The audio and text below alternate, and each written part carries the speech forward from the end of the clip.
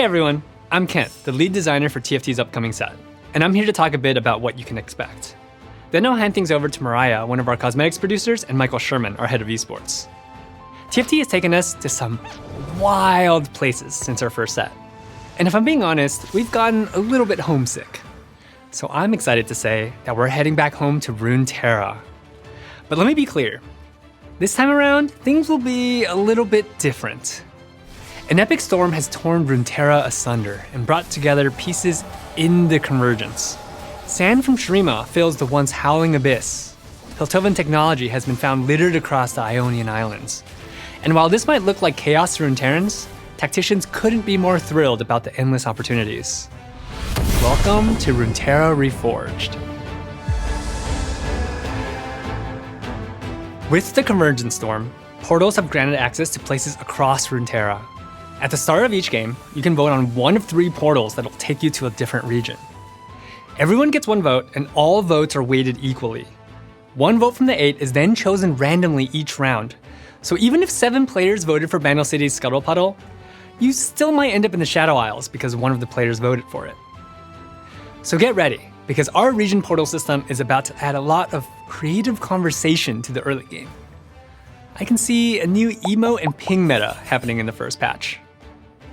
Now that you know how portals work, let's go over a couple locations. Journeying through one of Shurima's portals takes you to the Warlord's Bazaar, transforming a later PvE round into a loot-filled treasure armory.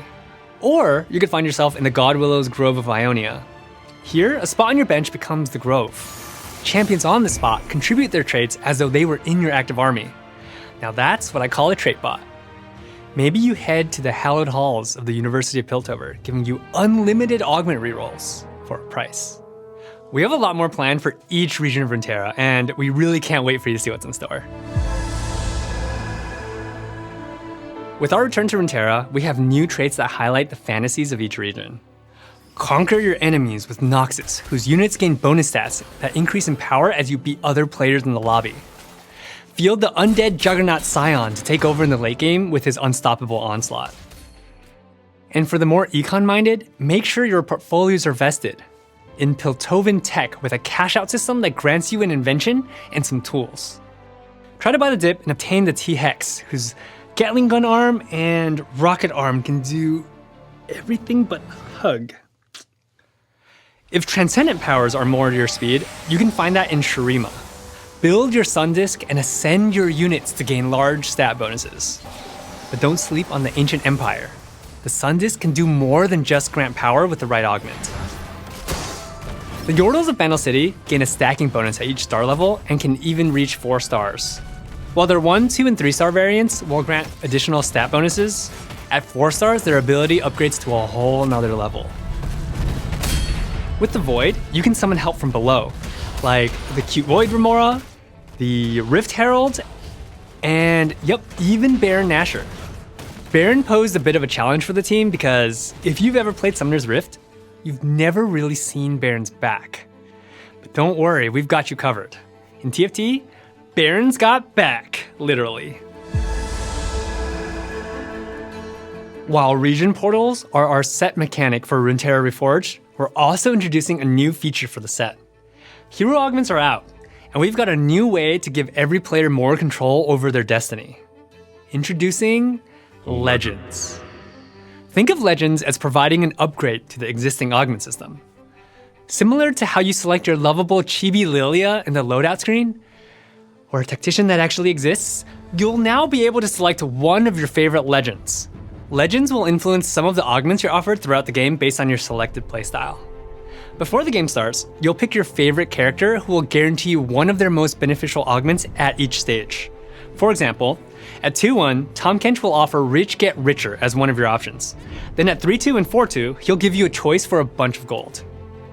But if you're wary of making a bargain with the River King this game, you'll also get 1 free reroll for each augment tier. These improvements both give you more variety and options, but also the ability to safely plan your comp knowing what your future augments hold. If you're not motivated by gold, selecting Ornn as your legend gives you access to his stash of powerful artifacts through augments like Portable Forge, Living Forge, and brand new artifact-related augments.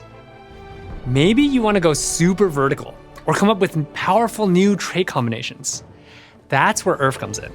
Selecting the original golden spatula wielder as your legend provides options for a veritable horde of emblems. We're super excited about all the opportunities Legends offer, and we can't wait to see what you think of them.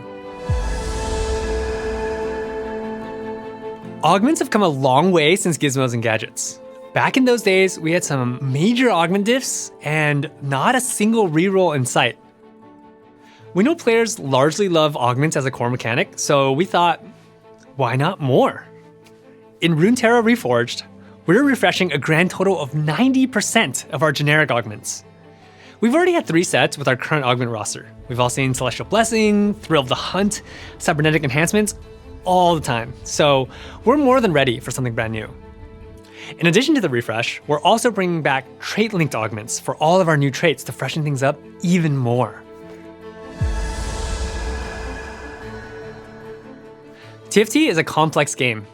We know that we can do more to make the experience smoother, especially for new players or folks that may have taken a break between sets.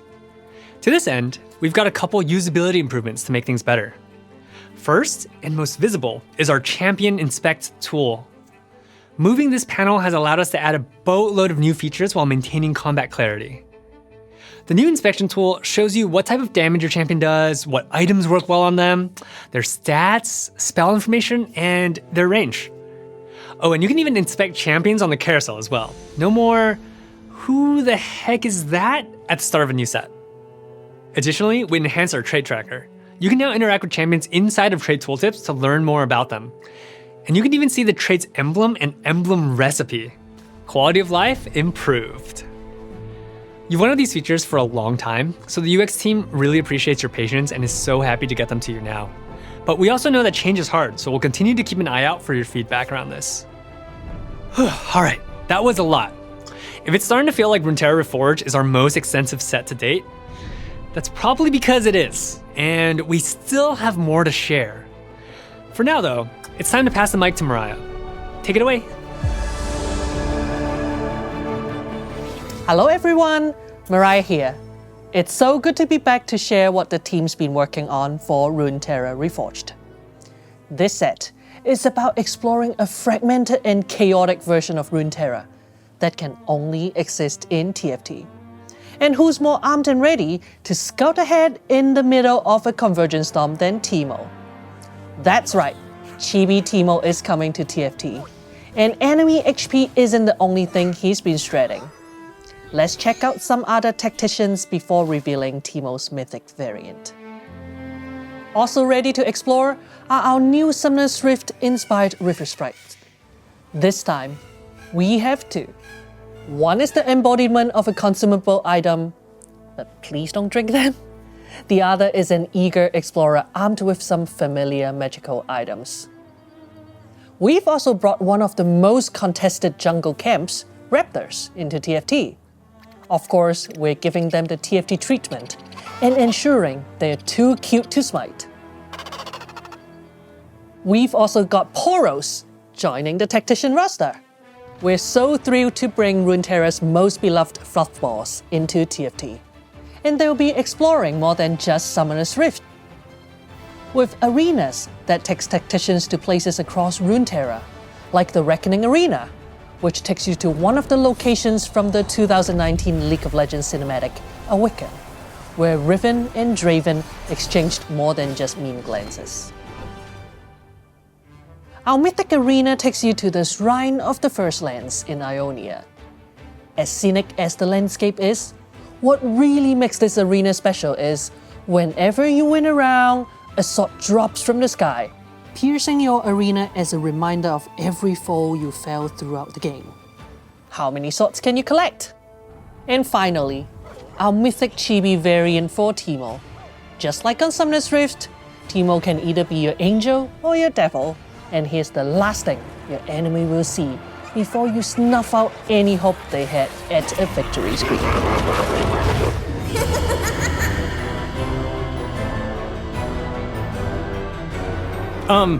Mariah? Hey, can someone check on Mariah? I think she was supposed to introduce me. Well, anyways, hello tacticians. Sherman here to talk about TFT esports. But first, a little background. When I first joined the TFT team, I spent a lot of time listening and talking to other members of the team and to the community. Players from all over the world told me they love a lot about the game. The cute chibi champions, the memes, and of course, the competition. We all love the payoff of high-stakes pivots that take us from an 8th to a 1st, the rush from climbing the rank ladder and outsmarting our opponents along the way. We also realize that we have a unique advantage because TFT doesn't rely on high tick rate servers or ultra-fast internet, and it's mostly based on your own individual performance. So it's easy to pick up and climb the ladder no matter where you are or what platform you're playing on. That's why we've been able to play all of our set championships online with players from all around the world. We want the future of TFT esports to embody that accessibility and diversity of skill. And that starts by expanding our esports events, opening more of them to anyone who wants to compete. To kick this new approach off, we're getting experimental. I'm super excited to announce that this December we'll be hosting our very first global LAN event in Las Vegas. It'll take place from December 8th through the 10th, which is just a few weeks after our 10th set launches. Taking some notes from the FGC, we're hosting an open bracket event with 512 spots up for grabs. You can claim yours by purchasing a competitor pass to compete in person at the MGM Grand and earn your place as a top tactician. Unlike set championships, this event will celebrate your ability to quickly adapt to a new set rather than your mastery at the end of one. That means it's your shot at defining and refining the new meta. You know what they say, metas that happen in Vegas continue after Vegas? Something like that. While there, you'll have a chance to play alongside your favorite creators and pros, and who knows, maybe you'll take the stage against some of them. And don't worry, we'll still be holding set championships, so keep an eye out for more info towards the end of Runeterra Reforged. We'll be back later this year with more information about how to purchase passes. There will be some priority given to players based on their rank, so be sure to start climbing for a better shot at a pass when they're available. Alright, that's it for me. Best of luck, and we can't wait to see you in Vegas, and enjoy Runeterra Reforged.